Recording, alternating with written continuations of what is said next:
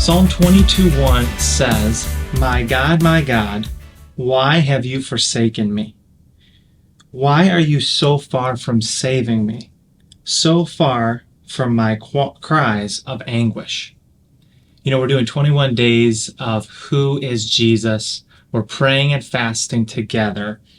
And this verse in Psalm 22 is so interesting because it really takes us into what Jesus said on the cross. He said, my God, why have you forsaken me?" And there's really two things that this verse shows that Jesus is. Number one, he is our atonement.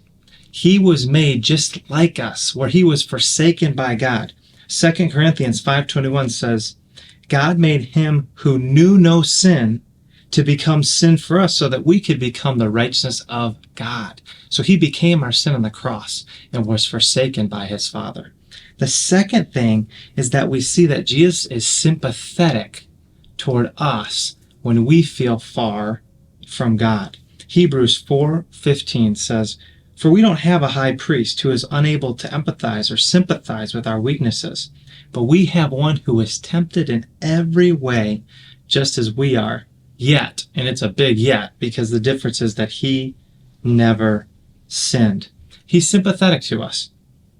Psalm 22 verse 2 says, "My God, I cry out to you, but you do not answer. By night I find no rest."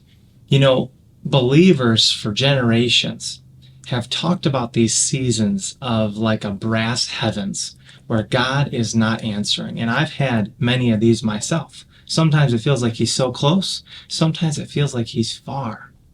And what I have come to find is I believe this is how God tests us. He wants to see if we'll stay faithful even when he feels far.